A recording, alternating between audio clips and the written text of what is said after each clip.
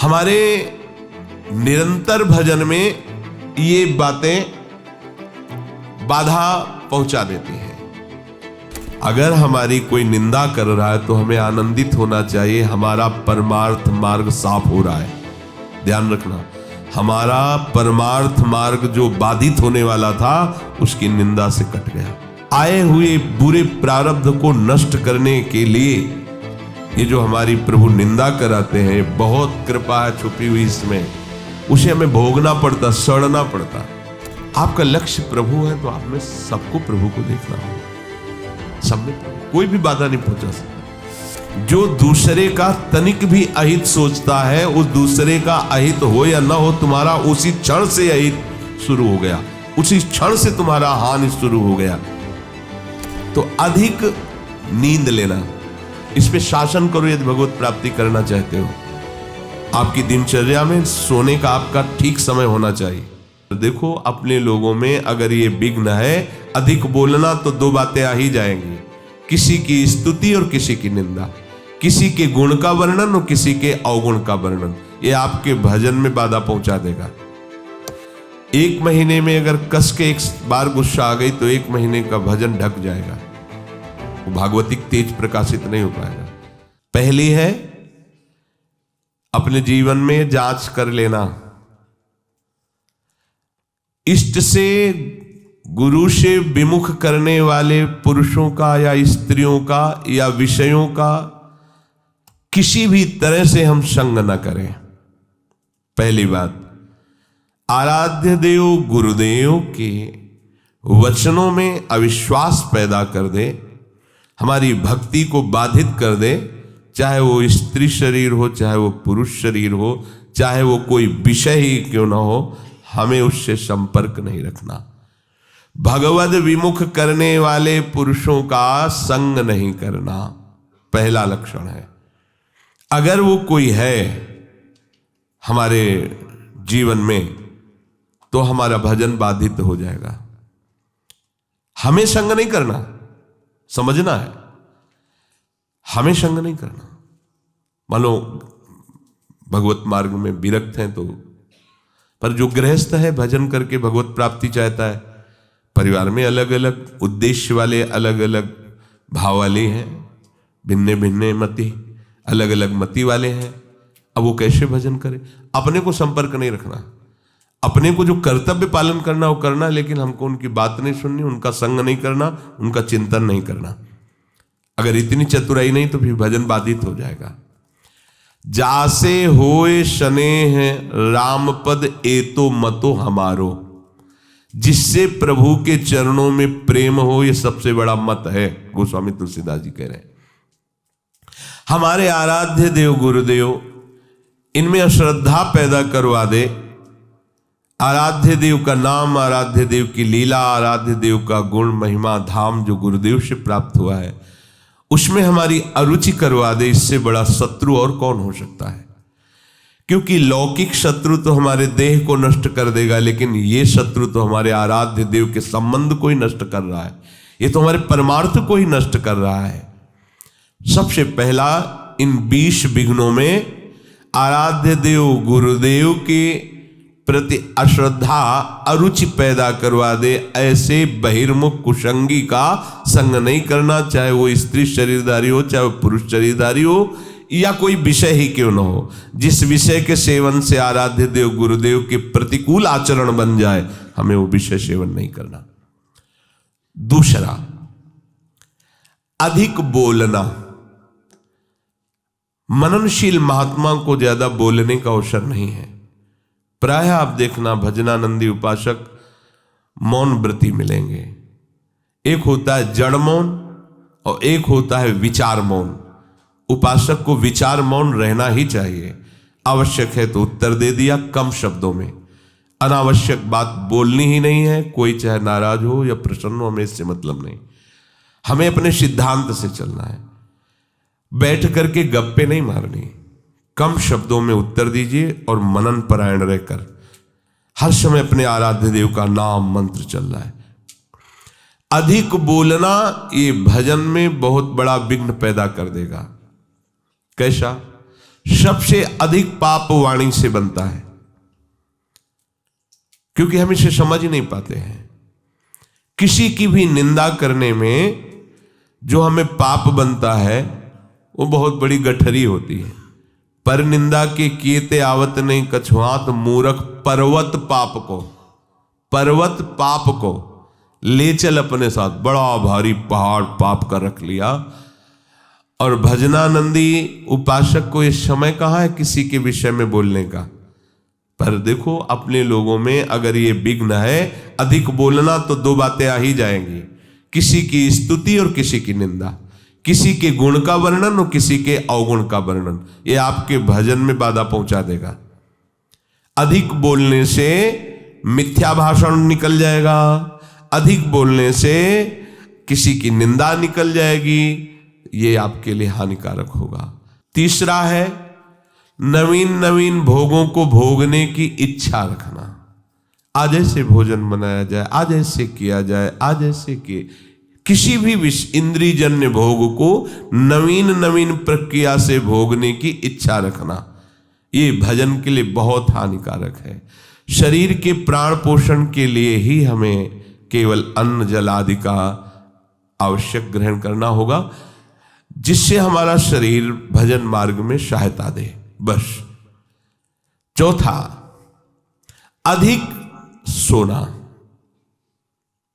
जो बहुत नींद लेते हैं तो तमोगुण की अधिकता के कारण भजन नहीं बनता है। आपको आश्चर्य होगा कि ऐसा कैसे हो सकता है। भजन की जब लगन लगती है, 11 बजे रात्रि के शयन करना, 2 बजे उठ जाना, स्नान किया, शौच किया, वृंदावन की परिक्रमा की, ऐसी दिनचर्या, और 2 बजे दिन में माधुकरी मांग के पाना, कोई बाल भोग ये सब चाय नाश्ता कुछ नहीं, 2 बजे दिन में। आपको लगेगा कि ऐसा कैसे हो सकता है। यही वृंदावन, बाहर की बात नहीं, वृंदावन की हितधाम की छोटी कुटिया की बात बता रहे हैं। बिजली का कनेक्शन कटा हुआ, नहीं चाहिए बिजली। अगर हम विषय सेवन में रुचि रखेंगे तो हमारी रुचि भजन की कैसे बनेगी। चित्रकूट में रामलीला हो रही थी, नवीन अवस्था थी, 16-18 के बीच की स्वामी जी की। तो वो रामलीला में जब देखा कि भगवान राम सुबह राज्याभिषेक होना था और 14 वर्ष का वनवास, बड़ी तन्मयता से देख रहे थे। एकदम हुआ कि जब प्रभु को वनवास हो गया तो फिर मेरा जीवन किस काम का, अब मैं घर नहीं जाऊं। महापुरुषों में एक विचारधारा अलग बनती है, अब तो जीवन किस काम। भाग पड़े वहां से रामलीला से, गंगा के किनारा पकड़ा। वो समय काटते हुए ऐसे आगे बढ़ रहे तो स्वामी शंकरानंद जी महाराज बड़े अद्भुत स्थिति को प्राप्त महापुरुष थे। अशनी आश्रम, जब गंगा किनारे भ्रमण कर रहे तब जब उनके पास आए तो उन्होंने दृष्टि से देख लिया कि इनकी बहुत ऊंची अवस्था जागृत होने वाली है अध्यात्म की। तो उनका बेटा कैसे तुम्हारा तो ये जो वेश है और ये अवस्था है तो पढ़ने की है, ऐसे कैसे। तो उन्होंने बताया स्वामी जी मैं रामलीला देखकर भगवान का वनवास मैं सहन नहीं कर पाया, अब मैं निश्चय करता हूं कि आजीवन वनवास करूंगा। तो इस निश्चय का स्वरूप क्या होगा, उनका घोर वैराग्य से जीवन व्यतीत करना। तो उनका फिर संन्यास मार्ग ले लूं, कहाँ दे दीजिए। नवीन अवस्था में गंगा जी में संन्यास दिया गया। संन्यास का होता है कि दिगंबर कर दिया जाता है, निर्वस्त्र, और गंगा में खड़ा किया जाता है। अब तुम्हारा कौन है, तो गंगा को साक्षी करके बोलता है कोई नहीं, नारायण के सिवा मेरा कोई नहीं। फिर संस्कार किए जाते हैं, फिर इसके बहुत से संत उपस्थित रहते हैं, फिर उनको लोक मर्यादा के लिए लंगोटी दी जाती है और यहाँ तक केवल वस्त्र ढकने की अनुमति संन्यास को। जब उनको लंगोटी देने उनका नहीं गुरुदेव, क्योंकि संस्कारी महापुरुष थे। तो कहा लोक, बोले अब लोक व्यवहार रहा कहाँ प्रभु। तो उनका ठीक है ऐसा ही सही, चलो। तो कहाँ, बोले आश्रम। बोले नहीं, जहाँ हमें आपने संन्यास दिया, आजीवन आपके सामने नियम लेते हैं, यही जीवन व्यतीत करेंगे। तो गंगा का किनारा ही उनका घर था। जैसे गंगा बढ़ती ऊपर चले, जैसे घटती वैसे रेत, बस ऐसे दिगंबर नवीन अवस्था थी। और उनकी स्थिति ऐसी थी कि जटाओं के भार से ऐसे नशे में जैसे उन्मत्त महापुरुष भगवदानंद के, और शरीर की त्वचा एकदम मोटी ऐसे। अब गंगा किनारे मच्छर भी लगते हैं, सब समय समय पे गर्मी, बालू तप्त होती, वो वैसे। क्या हुआ? क्या उनका शरीर नहीं था क्या? निश्चय इतना जोर का कि देह राग मिट गया। तो क्या आप में वो भागवतिक शक्ति नहीं है क्या? पर हम ये कह रहे हैं कि आप आकांक्षा क्यों करो कि हमको ये पहनने को मिले, खाने को मिले, ऐसी रहने की आकांक्षा करो, भगवत तत्व की ज्ञान की आकांक्षा करो, भगवत प्रेम की आकांक्षा करो, प्रियालाल के रूप रसास्वादन की, उनके श्री चरण सेवा की। ये आकांक्षा का विषय है, ये आकांक्षा का विषय थोड़ी है कि हम ये पहन लें, हम ये खा लें, हम ऐसी परिस्थिति में रहें, हमारी ऐसी हाई फाई व्यवस्था हो। हमारी मांग नहीं होनी चाहिए। हम स्वामी के आश्रित है, जैसा वो चाहे वैसा करें, जिसमें वो राजी उसमें हम राजी हैं। तो अधिक नींद लेने का यह स्वभाव उपासक को छोड़ना पड़ेगा। बिल्कुल ना सोना और बहुत सोना, आगे के श्लोक में भगवान मना करते हैं, दोनों को योग सिद्ध नहीं होता। बिल्कुल ना पाना और बहुत पाना, दोनों को योग सिद्ध नहीं होता। तो अधिक नींद लेना, इस पे शासन करो यदि भगवत प्राप्ति करना चाहते हो। आपकी दिनचर्या में सोने का आपका ठीक समय होना चाहिए। जितने महात्मा आज तक मिले उन सबकी दिनचर्या परिपक्व रही है। परिपक्व दिनचर्या 2-4 मिनट की बात नहीं कहते, नहीं, उनका उठना, उनका लेटना, उनका खाना, उनका पीना एक टाइम पे होता है। ऐसा नहीं है जब चाहा तब। अगर उस समय तक भोजन नहीं मिला तो इसके बाद वो भोजन नहीं पाएंगे, चाहे 56 प्रकार के भोग आ जाए। एक महात्मा जिस आश्रम में हम गंगा किनारे रुके थे उसी आश्रम में आए थे। शाम टाइम वो कुछ नहीं लेते थे, एक टाइम दोपहर में अगर भिक्षा मिल गई तो लेते थे। प्रायः कौन इनके पीछे पड़ता है, खान पान के पीछे। जिसकी लगन लग जाती है प्रभु की प्राप्ति का, ये तो बहुत छोटी बातें हैं। इन महापुरुषों को देखो, वो शाम के जो उस आश्रम में आए जहां हम टिके हुए थे, तो उनको गाय वहां आश्रम में थी, तो संतों को शाम के बयारू कराई जाती थी, एक एक गिलास दूध दिया जाता था। तो बयारू तो करते नहीं थे, जब दूध तो उनका नहीं, हमारा नियम है, मैं एक बार दिन में जो भगवत इच्छा से मिलता पाते हैं, फिर नहीं। अरे नहीं स्वामी, दूसरी बार पूछते उनकी दृष्टि, ये क्या है, ये कोई स्वागत है? अरे परमार्थ के पति होकर के नियम को तोड़ने के लिए तुम जोर दे रहे हो? ये क्या प्राण पोषण करना ही साधु का धर्म है क्या? हटाइए, आप कैसे साधु हो, बार बार हमको खाने के लिए प्रेरित।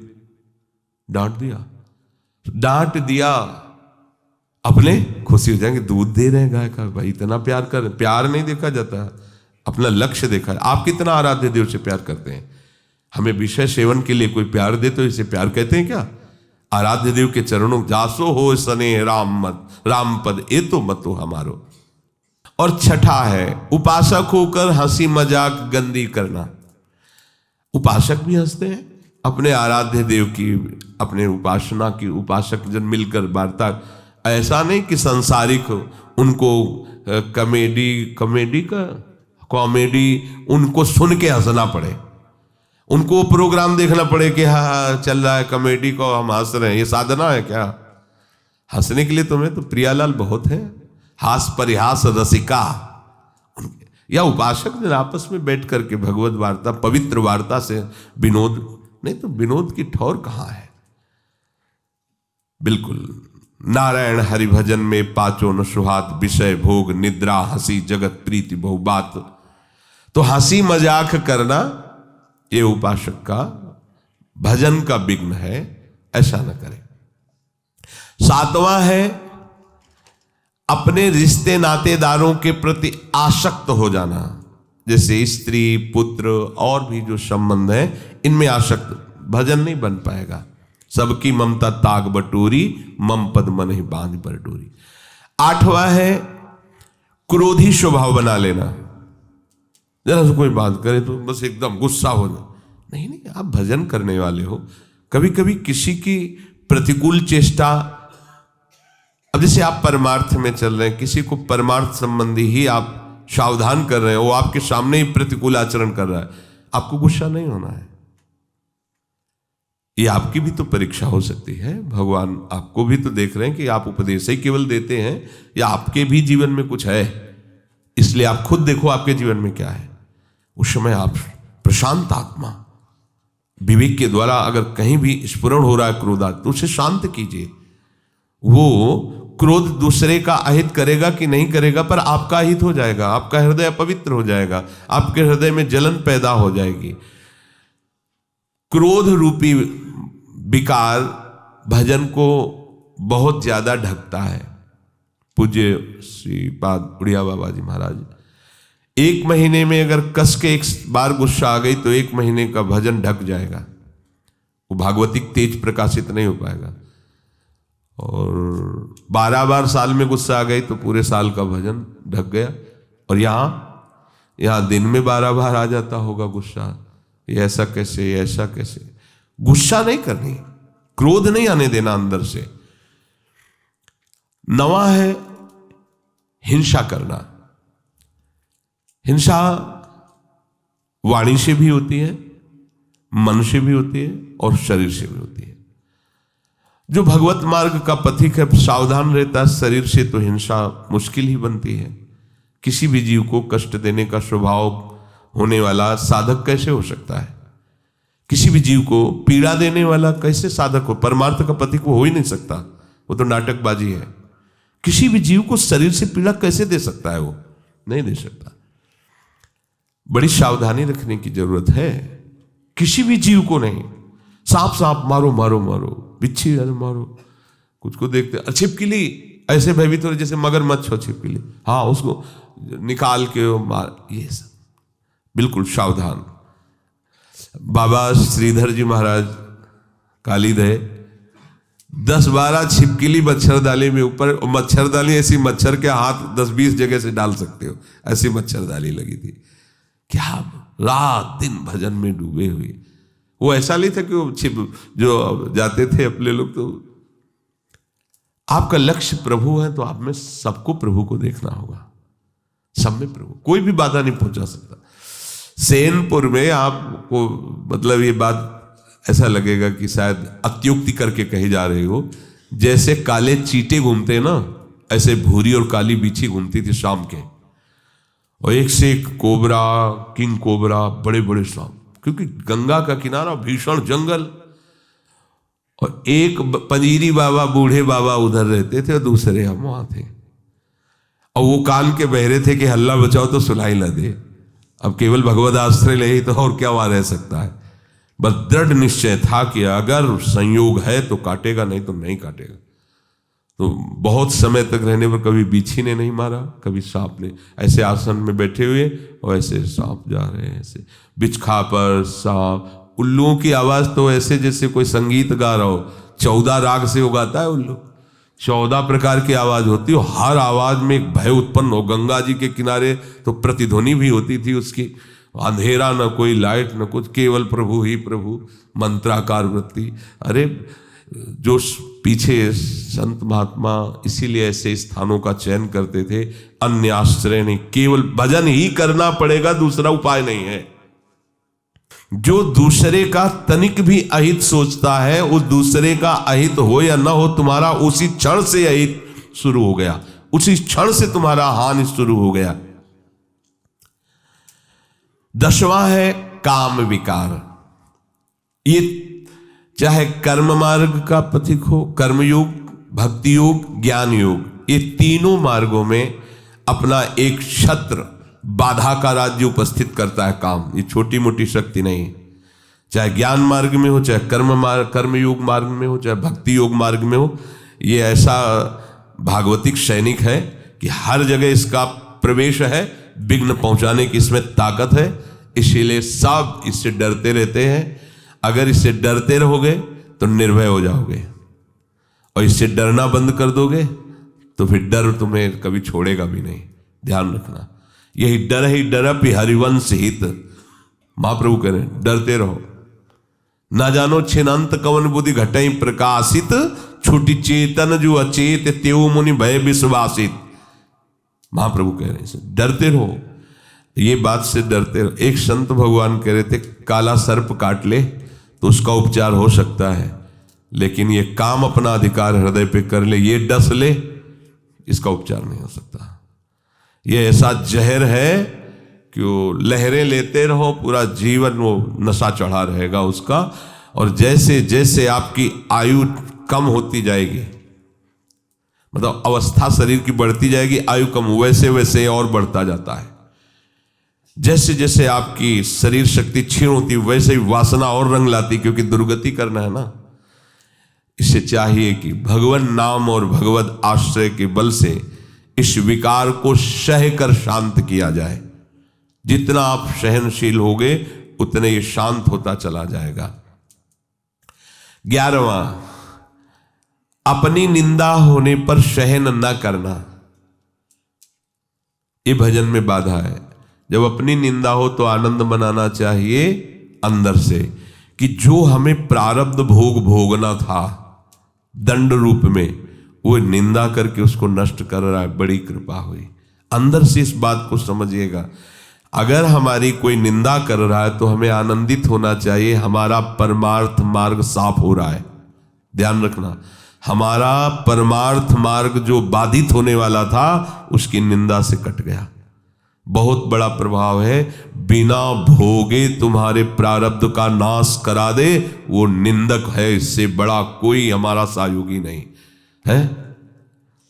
साधो निंदक मित्र हमारा, चरणदास जी ने इसमें बड़ा आशीर्वाद दिया है कि जो कोई निंदा करे हमारी, उतरे भव से पारा। साधो, क्योंकि उसने हमारे परमार्थ को साफ कर दिया। प्रशंसा करना वाला तो परमार्थ में रोड़ा पैदा कर दिया, देहाभिमान फिर पुष्ट होगा और भगवत चरणारविंद का आश्रय छूट जाएगा। लेकिन निंदा करने वाले ने भगवत आश्रय पुष्ट कर दिया, परमार्थ को बिल्कुल पवित्र और साफ कर दिया। आए हुए बुरे प्रारब्ध को नष्ट करने के लिए ये जो हमारी प्रभु निंदा कराते हैं, बहुत कृपा है छुपी हुई इसमें। उसे हमें भोगना पड़ता, सड़ना पड़ता। कई बार सुनाया है कि भगवान वशिष्ठ जी कुल पुरोहित थे और वो चक्रवर्ती सम्राट पे पद में थे, तो उनके शरीर में किसी पूर्व कर्मा अनुसार वो कुष्ठ हो गया था, गलित कुष्ठ। तो राजगद्दी पे थे, पर ढक के ऐसे रहते। तो वशिष्ठ जी से कहा, इससे जीना से अच्छा है मर जाना, हम अपनी सभा में भी खुल के नहीं बैठ सकते हैं सब, गलित कुष्ठ। कोई उपाय है? तो उनका कर्म का फल तो भोगना पड़ता है। अवश्य में भोक्तव्यम कृतम कर्म शुभाशुभम। उनका महाराज कोई भी दान पुण्य, कुछ ऐसा जो आप दुर्गा, दान पुण्य से नष्ट नहीं होगा। एक उपाय है, आपके बड़े भ्राता की जो पत्नी, बड़े भ्राता युद्ध में मारे गए, आप रोज जाके उनको भगवान श्री राम का चरित्र सुनाइए, जो आज्ञा। अब रोज टाइम से 2-2.5 घंटे सभा के बाद जाते थे रात्रि में, और 10-11 बजे वापस आते। धीरे धीरे धीरे धीरे बात पूरी नगर में फैल गई।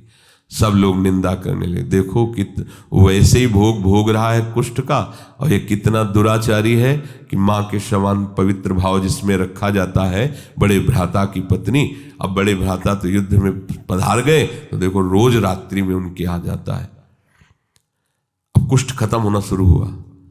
अब 20-20 लोग बैठ करके उन्हीं के राजा के विषय की बात सुन। सब एक दिन वशिष्ठ जी से कहा, प्रभु जब मुझे हमारे ये जो गुप्तचर बताते हैं आकर कि प्रजा ऐसी हमारी निंदा कर रही, तो ऐसा लगता है कि मर जाना। तो बोले कुष्ठ नष्ट करने में तुम्हारा ये बहुत बड़ा सहयोग होगा। पहले कहते थे कुष्ठ के कारण कि मर जाना अच्छा है, अब जब दवाई करवा रहे हैं तो तुम कह रहे हो ऐसा। कुष्ठ कम हुआ ना? बोले हाँ कम। धीरे धीरे सब कुष्ठ नष्ट हो गया, पूरे राज्य में ये निंदा इनकी होने लगी और कुष्ठ नष्ट हो गया। अब यहाँ नाक का बचा, तो उनका भगवान नाक का बच्चा। बोले कभी ये नष्ट नहीं होगा। क्यों? बोले वे वशिष्ठ के हिस्से का है, और हम जानते हैं तुम वहाँ रामचरित्र सुनाने जाते हो, कोई गलत रहे। फिर बुलाया पूरी प्रजा को और सभा में बताया कि ऐसा ऐसा ऐसा, तो गलित कुष्ठ उनका नष्ट हो गया।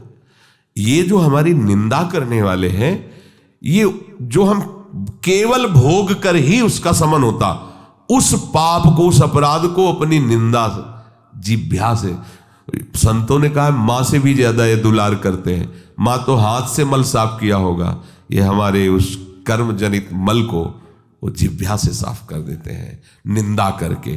तो निंदा जब हमारी हो रही हो, अपमान हो रहा हो, तो हमें सहन करना चाहिए। हमारे बहुत बड़े बुरे प्रारब्ध का वो निवारण कर रहे हैं। पर ऐसा बहुत कम होता है। जब निंदा होती है तो हम जब उसकी निंदा खुद करने लगते हैं तो उसका परिणाम ही होता है जो हमारे पास था वो तो था ही और वापस आ जाता है।